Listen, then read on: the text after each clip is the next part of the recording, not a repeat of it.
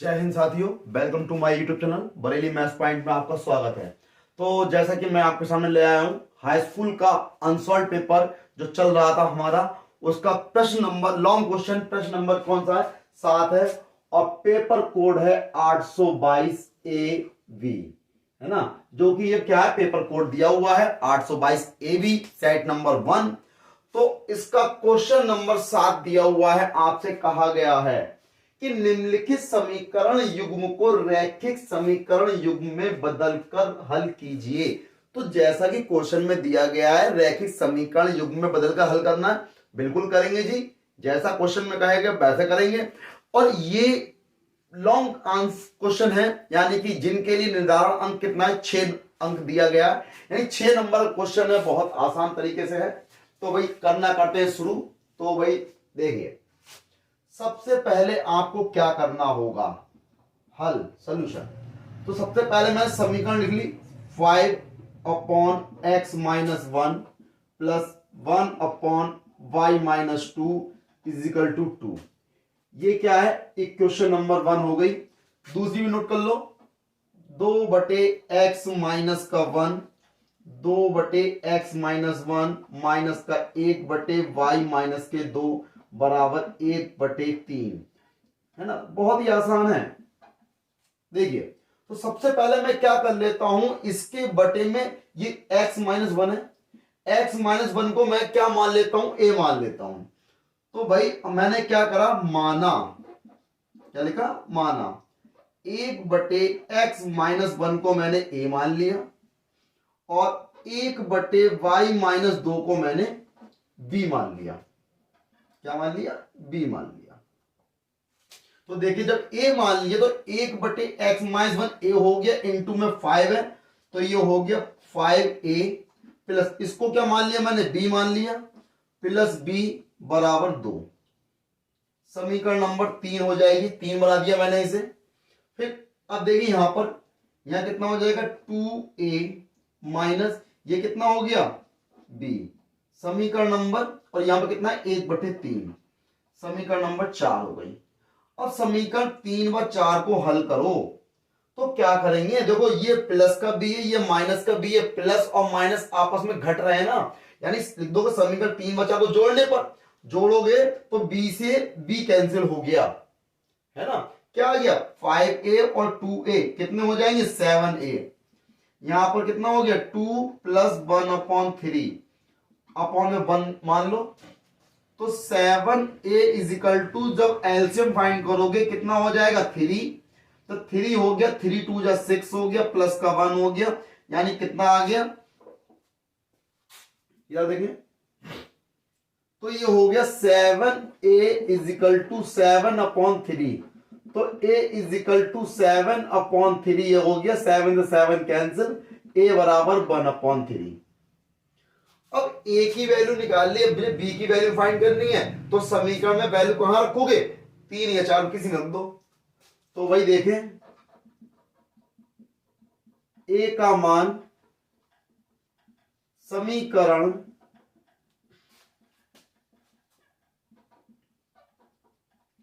3 में रखने पर, समीकरण 3 में a का मान लगा दो, तो 5a की जगह लगा दिया 1/3 प्लस b बराबर 2 SI। तो ये कितना हो गया, 5/3 प्लस b बराबर 2। इसको उधर लेके जाओ तो b बराबर 2 माइनस के 5/3, एलसीएम लोगे इसमें, 3 और 1 का लासा कितना आएगा, 3, और 3 दूनी कितने हो गए, 6, माइनस के 5, तो b बराबर 6 में से 5 गया 1/3। भाई b का मान भी 1/3 आ गया, a का मान भी 1/3 आ गया। लेकिन ये आंसर नहीं हुआ, क्योंकि हमारी समीकरण तो x और y के पदों में थी, आंसर हमने a और b के पदों में ला दिया। तो ऐसे कैसे संभव, यानी हमें x और y का मान निकालना होगा। तो देखिए, तो क्या करेंगे भाई, a बराबर कितना आया, आंसर हमारा 1/3। हमने a को क्या माना था, 1/x-1 माना था, तो a की जगह पे लगा दोगे 1/x-1 बराबर 1/3, तिरछी गुणा कर दो, 3 बराबर x-1 को इधर लेके आओ, तो x बराबर 3 प्लस 1, तो x बराबर कितना आ गया, 4 आ गया। फिर ऐसे ही देखें हम b बराबर 1/3 है, तो b को हमने क्या माना, 1/22 माना था, 1/22 बराबर 1/3। तो भाई अब देखें त्रिशी गुणा कर दो, तो 3 बराबर y-2, 2 को ले आओ, तो y बराबर 3 + 2, तो y बराबर कितना हो गया 5। अतः x और y के मान कितने हो गए भाई, कितने आ गए, 4/5 आ गए, जो कि क्या है, समीकरण का हल है। आंसर हो गया। आप चाहो तो इसका स्क्रीनशॉट ले लो। बढ़ते हैं अगले खंड की ओर। भाई 7वें के का खंड में 2 क्वेश्चन दिए हुए हैं, यानी एक तो का के क्वेश्चन में जो दिया गया था यानी समीकरण को हल करना, और दूसरा उसका अथवा वाला जो पार्ट है वो भी आपको करा देते हैं, क्योंकि भाई हमको तो एक ही क्वेश्चन करना है उन दोनों में से, लेकिन हमें तो दोनों कराने होंगे, तो इसलिए हम क्या करते हैं, उसका अथवा वाला पार्ट भी करा देते हैं कि एक नाव की शांत जल में चाल 4 किलोमीटर प्रति घंटा है। यानी नाव यानी पानी जो है ठहरा हुआ है, कोई उसमें हलचल नहीं है, कोई बहाव नहीं है, कहने का मतलब ये, यानी जैसा पानी होता है ना बहता हुआ नहीं है, एक तालाब का पानी जो स्थिर रहता है, यानी कि शांत जल में चाल कितनी है, 4 किलोमीटर प्रति घंटा नाव की। और धारा की दिशा में अगर मान लो पानी चल रहा है, तो जिधर पानी जा रहा है उधर नाव जा रही है, तो क्या होगा, धारा की दिशा में 12 किलोमीटर जाने पर, भाई जब जाएगा तो वापस भी तो आएगा, और वापस धारा के विपरीत दिशा में आने पर, भाई जब पानी इधर बह रहा है और हम भी इधर जा रहे हैं, तो अगर हम वापस घर आएंगे तो ऐसा तो है नहीं पानी भी वापस इधर को आएगा, पानी तो सेम दिशा में जाता रहेगा। यानी कि कहने का मतलब यह है कि अगर मान लो कि एक नाव शांत जल में 4 किलोमीटर प्रति घंटे की चाल से चलती है, और धारा की दिशा में 12 किलोमीटर जाना है उसे, और धारा के विपरीत दिशा में क्या होगा, 12 किलोमीटर लौटना है। भाई अगर मान लो पानी इधर जा रहा है, हम भी इधर जा रहे हैं, तो पानी की चाल और हमारी चाल आपस में क्या हो जाएगी, जुड़ जाएगी। लेकिन विपरीत में क्या होगा, पानी ऐसे जा रहा है, हम ऐसे आ रहे हैं, तो ये दोनों एक दूसरे पे क्या लगाएंगे, विरोध करेंगे, विरोध करेंगे, तो यानी क्या होगा, इनकी जो स्पीड कम होगी, तो कम होगी, तो देखें भाई क्या करेंगे, सबसे पहले मान लेंगे, माना धारा की चाल x किलोमीटर प्रति घंटा है, क्या करेंगे, माना धारा की चाल कितनी मान ली, x किलोमीटर प्रति घंटा है, तो स्थिर जल में नाव की चाल कितनी दे रखी है, 4 किलोमीटर प्रति घंटा। फिर धारा की दिशा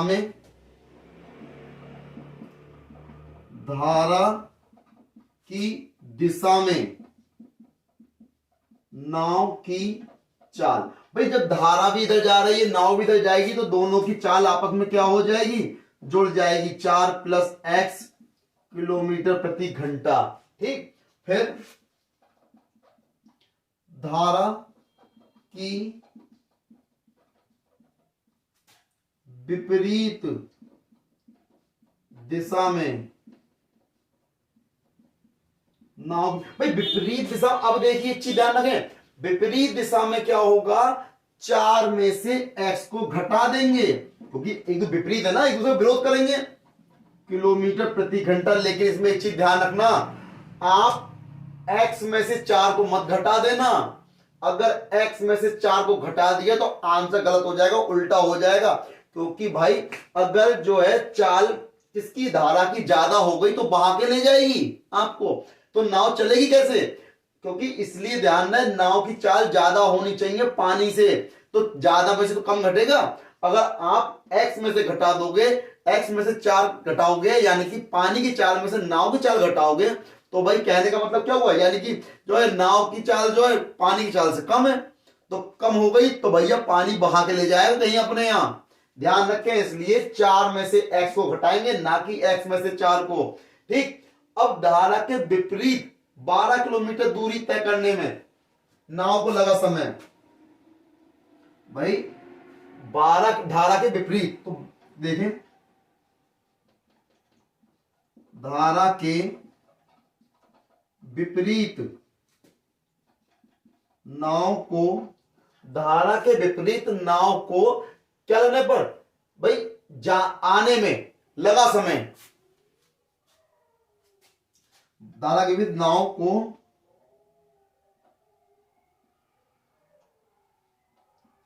आने में लगा समय। तो भाई लगा समय, समय बराबर क्या होता है, दूरी बटे चाल होता है, क्योंकि चाल बराबर दूरी बटे समय।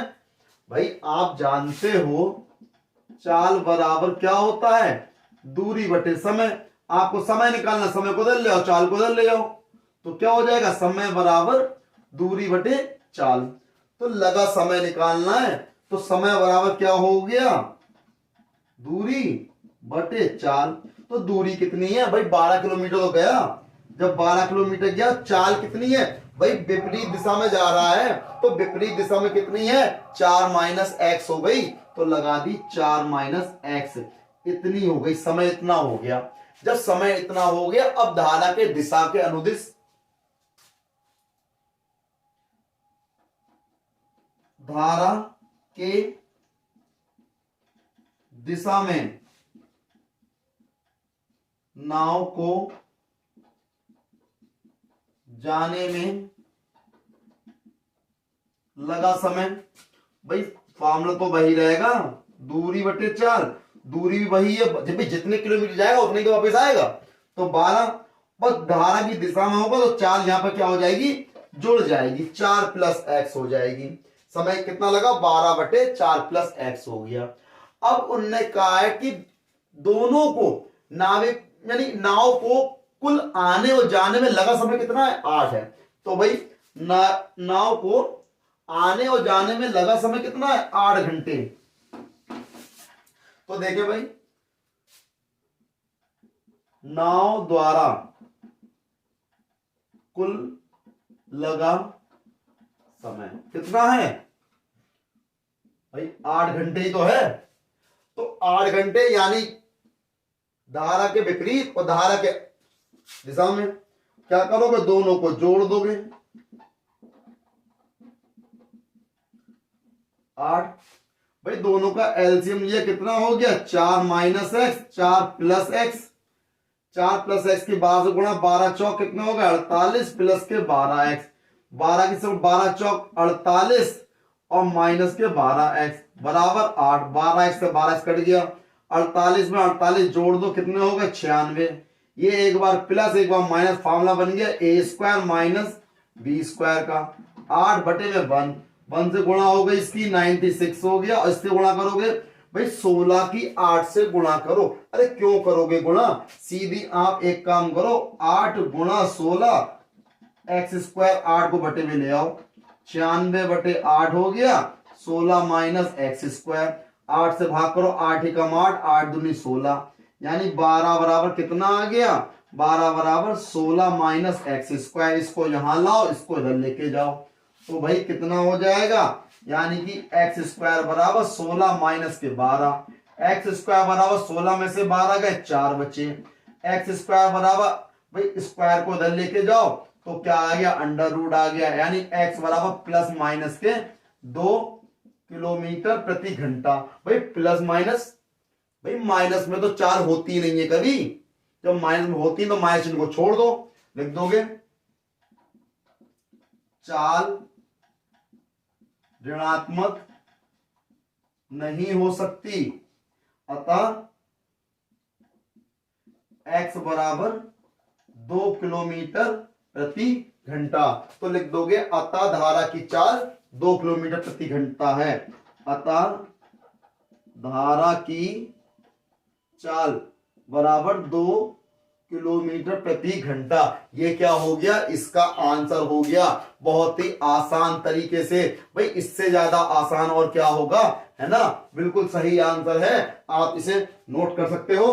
देखिए बढ़ते हैं अगले क्वेश्चन की ओर, यानी 7वें का खाखंड है कि भूमि पर स्थित बिंदु x से ऊर्ध्वाधर स्थिर मीनार PQ के शीर्ष Q का उन्नयन कोण 60 डिग्री है। भाई सबसे मेन होता है इन प्रकार के क्वेश्चनों में डायग्राम बनाना। अगर चित्र आपका सही बन गया तो आंसर बहुत आसान तरीके से आ जाएगा, और आंसर आसान लाने के लिए चित्र बनाना जरूरी है। तो चित्र बनाने के लिए आपको बहुत सावधानी ध्यान रखनी है, सावधानी पूर्वक करना है। तो देखिए सबसे पहले कहा क्या है, भूमि पर स्थित बिंदु, मैंने मान लिया भूमि पर स्थित बिंदु कितना x है, ये ले लिया, ठीक, स्थित बिंदु ले लिया मैंने x।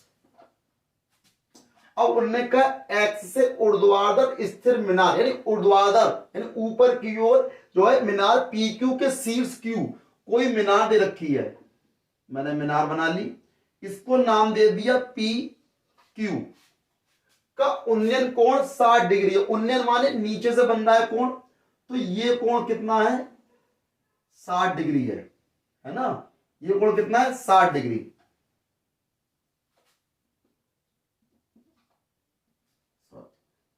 ये कोण आपका कितना है 60 डिग्री है, तो ये कोण 60 डिग्री हो गया।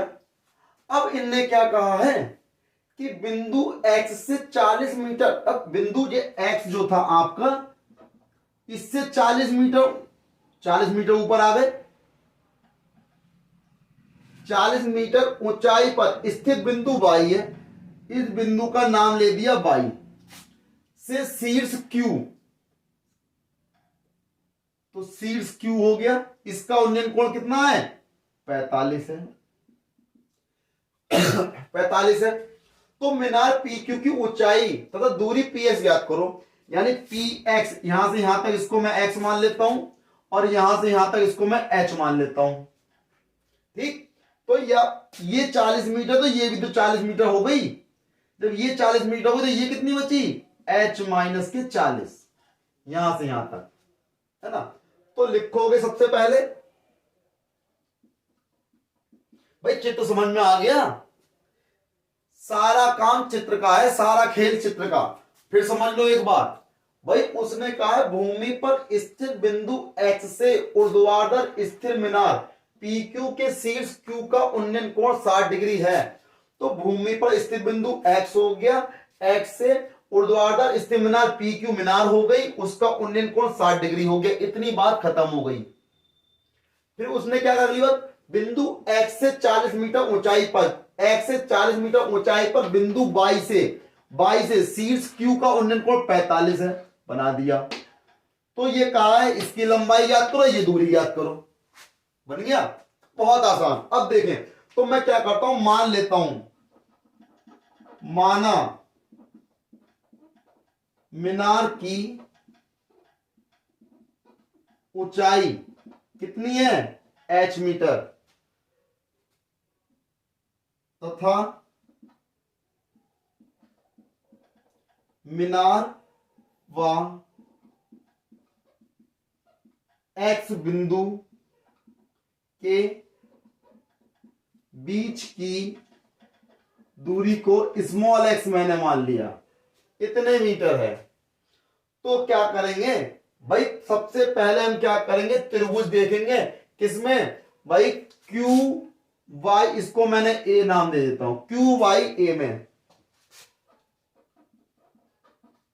समकोण त्रिभुज क्यू वाई ए में। तो भाई क्यू वाई ए में, भाई ये क्या है लंब, और ये क्या है आधार। तो क्या लगेगा tan 45, tan थीटा, tan 45 बराबर कितना हो गया AQ बटे AY। तो tan 45 का मान 1 होता है, AQ कितना हो गया H माइनस के 40, और AY कितना है, AY हो गया X। तो यहां पर X बराबर H माइनस के 40 हो गए, यानी कि x बराबर h माइनस के 40, समीकरण नंबर 1 डाल दो इसे, है ना। अब आ जाओ समकोण त्रिभुज,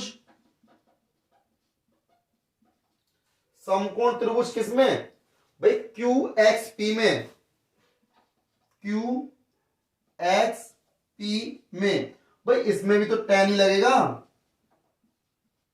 tan 60 बराबर, अब इसके लिए डिस्टेंस यहां से यहां तक हो जाएगी PQ बटे एक्सपी। भाई tan 60 का मान कितना होता है? tan 60 का मान √3। पी क्यू का मान कितना है? h। भाई और एक्सपी का मान कितना है? x। तो भाई तिरछी गुणा कर दो, h बराबर हो गया √3x यानी x√3। तो भाई x का मान ये रखा, लगा दें, लगा दें तो कितना हो जाएगा? h बराबर x का मान लगा दिया h माइनस के 40 और इनटू में क्या है? √3। तो √3 की गुणा कर दो, है ना? तो h बराबर √3h यानी h√3 हो गया माइनस के 40 √3 हो गया। भाई अब इसको इधर लाओ, इसको इधर लाओ तो कितना हो गया? ये आपका 40 √3 और h√3 ये आ गया माइनस का h। तो हमने क्या करा? 40 √3 यहां से h कॉमन निकाल लिया, √3 माइनस 1। तो h बराबर कितना हो जाएगा? 40 √3 बटे √3 माइनस 1। अब क्या कर देंगे? इसका परिमेयकरण कर देंगे, यानी कि √3 प्लस 1 से गुणा और √3 प्लस 1 से भाग। तो यहां कितना हो जाएगा? तो 40 √3 की √3 से गुणा करोगे 120 आ गया और 40 √3 की 1 से गुणा करोगे 40 √3 हो जाएगा। भाई एक बार माइनस में एक बार प्लस में है, कितना हो गया? भाई माइनस प्लस में यानी √3 का स्क्वायर माइनस का 1। तो h बराबर यहां से हमने क्या करा? 40 तो कॉमन निकाल लिया, तो 40 कॉमन निकाल लिया, कितना बचा? 3 प्लस के √3 और बटे में कितना? 2 से भाग करो। h बराबर 20 और 3 प्लस √3 का मान कितना होता है? 1.732। 1.732 3 में जोड़ दो इसे, तो 20 ये आ गया, 3 में जोड़ दिया, 3 और 1 4, 4.732 हो गया। भाई अब हम क्या करेंगे? भाई 2 से इसकी गुणा कर दो। h बराबर 2 दूनी 4, 2 3 6, 2 सत्ते 14 का 4, हासिल लगा 1, 2 चौक 8 और 1 9 और पॉइंट कहां है? 0 के हटाओ तो 2 के बाद आएगा 94.64। कितनी है? इतनी डिस्टेंस क्या मीटर में है ना, तो यानी कि इसकी लंबाई मीटर में है, तो इतने मीटर क्या हो गई? मीनार की ऊंचाई हो गई 94.64। जब h का मान निकाल लिया और x का मान भी तो निकालना है, तो x का मान यानी h का मान समीकरण 1 में रखने पर, अब देखें हम क्या करते हैं? h का मान समीकरण 1 में रखने पर, h का मान समीकरण 1 में रखने पर, समीकरण 1 में रखोगे तो x बराबर h का मान लगा दिया मैंने, कितना भाई? 94.64 और माइनस का कितना है? 40 है। तो जब घटाओगे तो कितना बचेगा? भाई 94 में से घटाओगे यानी 54.64 मीटर। ये क्या बचेगा? x का मान बचेगा, कितना? 54.64 बच जाएगा। 54.64 हो गया x का मान। और ये कहती है मीनार की ऊंचाई, यही दो चीजें पूछी थी ना, मीनार की पी क्यू की ऊंचाई और दूरी पी एक्स की लंबाई। तो पी एक्स बराबर कितना आ गया? पी एक्स को एक्स ही तो माना था, 94.64 आ गया और मीनार की ऊंचाई कितनी आ गई? 94.64 लिख दोगे। अतः मीनार की ऊंचाई h बराबर 94.64 मीटर तथा px जो कि हमने कितनी मानी थी? x, तो बराबर कितनी है? 54.64 मीटर। ये इसका आंसर हो गया। आप चाहो तो इसका स्क्रीनशॉट ले लो या इसे आप नोट कर सकते हो। तो देखिए बढ़ते हैं इसके अगले क्वेश्चन की ओर, जो इसका खाका अथवा वाला खंड है। यानी क्षैतिज तल पर स्थित बिंदु O से, यानी क्षैतिज तल पर कोई बिंदु O दिया है, उसी तल पर खड़े एक ऊर्ध्वाधर मीनार के शीर्ष का उन्नयन कोण 30 डिग्री है। भाई मैंने मान लिया, भाई आपको दिया है कोई बिंदु O है, क्षैतिज तल पर स्थित है O बिंदु, उससे कोई मीनार दे रखी है, मीनार ले ली मैंने कि उसी तल पर खड़े एक ऊर्ध्वाधर मीनार के शीर्ष का उन्नयन कोण, शीर्ष कौन सा? यही तो है, इसका उन्नयन कोण कितना है? 30 डिग्री है, यानी 30 डिग्री है, 30 डिग्री। तो इन्होंने कहा है 30 डिग्री है। मीनार की ओर 40 मीटर चलने पर, मीनार की ओर, भाई मीनार की ओर चल के यहां से कहा, यहां आ गए, 40 मीटर चल दिए, तो उन्नयन का उन्नयन कोण कितना हो गया, 60 डिग्री हो जाता है। तो मीनार की ऊंचाई ज्ञात करो। 40 मीटर चले यहां से यहां तक, तो यहां से यहां तक हमने क्या मान लिया, x, और मीनार की ऊंचाई मान ली हमने h। तो ये बिंदु क्या है, O है, और बाकी को नाम जैसा चाहे वैसा रख लो। इसको मैंने A मान लिया, ये B मान लिया, ये C मान लिया। ठीक, तो देखिए सबसे पहले लिखेंगे क्या, भाई माना मीनार की ऊर्ध्वाधर ऊंचाई h मीटर है। ठीक, h मीटर है। फिर बेटा AB को हमने क्या मान लिया, x मीटर है। तो समकोण त्रिभुज, समकोण त्रिभुज किसमें ले लो भाई, CBA में, CBA में हमने ले लिया, कितना हो गया, tan 60 बराबर BC बटे AB। tan 60 का मान √3, BC का मान कितना h, AB का मान कितना x। तो ये h बराबर कितना हो गया, x √3। भाई इतना आ गया x √3 मीटर, h बराबर x √3 मीटर आ गया। अब देखें, अब दूसरा त्रिभुज कौन सा, समकोण त्रिभुज। भाई समकोण त्रिभुज तो बनेंगे, समकोण त्रिभुज OBC में, OBC में भाई लगा दो, tan 30 बराबर BC बटे OB। tan 30 का मान 1 बटे √3, और BC का मान कितना है h, OB का मान 40 प्लस x, तिरछी गुणा कर दो, √3h बराबर कितना हो गया, 40 प्लस x हो गया। भाई h का मान लगा दो, तो मैंने क्या करा, √3 ही है, h का मान लगा दिया, x √3। तो भाई 40 प्लस x हो गया, √3 की √3 से गुणा हो गई, हो गया 3, यानी कि 3x बराबर 40 प्लस x। तो देखें x को इधर ले आओ, 3x माइनस का x बराबर 40, यानी कि 2x बराबर 40। तो x बराबर 40 बटे 2, यानी x का मान 20 मीटर, यानी ये दूरी यहां से यहां तक कितनी आ गई, 20 मीटर आ गई। x का मान कहां करोगे, समीकरण 1 में रखने पर, x का मान समीकरण 1 में रखने पर, तो भाई h बराबर कितना आ गया, x का मान लगा दिया 20, और ये क्या √3, तो h बराबर कितना आ गया, 20 √3 आ गया, यानी h का मान 20 √3 मीटर लिख दोगे। अतः मीनार की ऊंचाई h बराबर कितनी है, 20 √3 मीटर, 20 √3 मीटर है।